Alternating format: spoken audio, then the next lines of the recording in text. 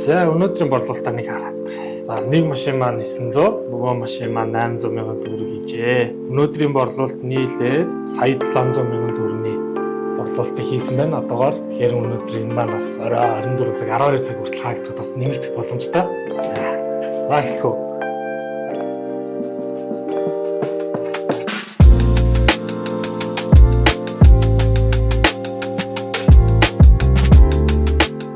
За наа хүрэлжлээ огтод төлөвлөгөө гэдэг.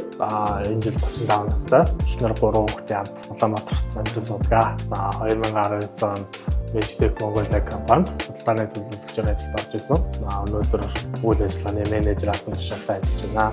Мөн офс ажлын хажуугаар хоёр ширхэг бодлогчгоо дэлгүүр түрээслэн ажиллаж нэмэлт орлого олж байна.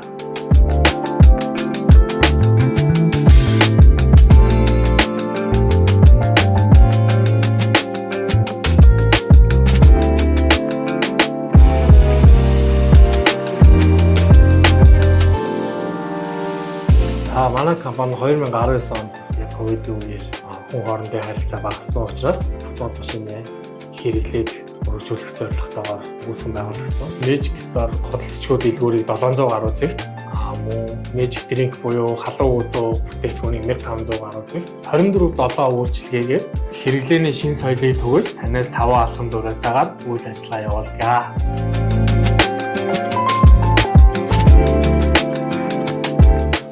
Анх 2024 онд хөдөлгчдийн дэлгүүрийг түрээсийн үйлчлэгээ гарсан. За үүнээс нүдээ би найздаа санал болгоод найз манаас үүнийг бүлээн зөвшөөрөөд яажгаар ихэд маш боломжтой ажил байна шүү гэдэг санал надад хэлсэн. Би үүнээс бас найз маань ингэж чадчих би ч гэсэн бас хийгээд үзье. Болохоос нь болохгүй хүртэл явнаа л хоёр машин түрээслэн авч ажиллаж байна.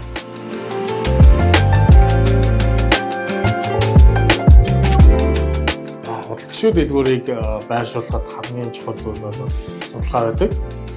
Нэгдүгээрт нь бол хэмжээ, хаалга үүд болон шаттай эргэж болох уугүй юу гэдгийг бас сайн судлах хэрэгтэй. Манай машин маань өөрөө том учраас. Хоёрдугаарт нь гэх юм бол цахилгааны хэрэглээ, цахилгаан тогонд ажилладаг учраас тогоо хаанаас татах вэ? Энийг хаанаас авах вэ гэдгийг бас сайн судлах хэрэгтэй. Гуравдугаарт нь бол тухайн байгууллагатай түрээсэн дээрээ ярь тохиролцсон. Цаг цахилгааны мөнгө нь орох уу, метрик авдасаа хийдэг болов яах вэ гэдгийг сайн тохирно. Дөрөвдүгээрт нь бол сургууль болон төрийн хүчийн байгууллагатай болон тусгай зөвшөөрөл судлагдана. Улаанбаатар хотод түрээслэж байгаа түрээслэгч сонирхох юм бол энэний үнэлэх байх хангалттай барьцаа төлбөр шаардлагатай. Орон нутгийн харьяалтай иргэд бол нөгөө орон нутгата гол нөгөө Улаанбаатар хотоос хэдэн километрийн зайд таслагдсан ойрхон тийм. Энээсээ шалтгаалаад барьцаа төлбөр нь бол өөр.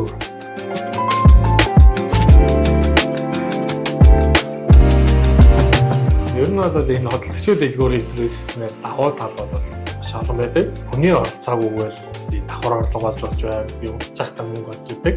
Тэр нь бас маш зүгээр санагддаг. Сул талын хувьд гэх юм бол замын төвчрөл байдаг. Би яг арай ажиллаад хараад гүрэлтэй хийдэг учраас нэг зэгээс нэг үсэг яваа ингээд 2 цаг болчдөг. Тийм болохоор замын төвчрөлд аюулгүй цагийг зарцуулдаг. За эндээс гар утснаас бид нар яг програмаас яг өдөрт хэдэн төгрөг олж байгаа, сард хэдийг олсон, нэг машин хэдэн төгрөг олсон гэх бүх юм харах боломжтой. Миний хувьд гэх юм бол одоо ингэ сарын хугацаанд гэх юм бол хоёр машин маань нийлээд нийт 24 сая төгрөгийн борлуулалт хийсэн байна.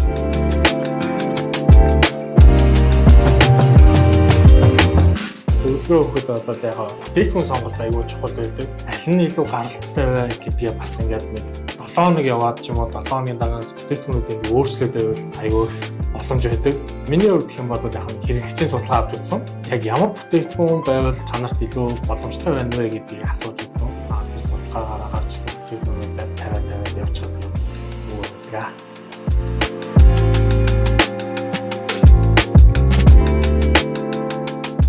Хамт ажилладаг хүн бол мэдээж тусал дэмждэг хүн бол ихнэр байгаа. Орой бас ингээд нөгөө их бараа зөөж оруулах бол ингээд надтай хамт явдаг. Амралтын өдрөөр ч гэсэн хүүхдүүдэд дагуулаа, ихнэрээ дагуулаад бас ач цэнгэлт хийх үе байна.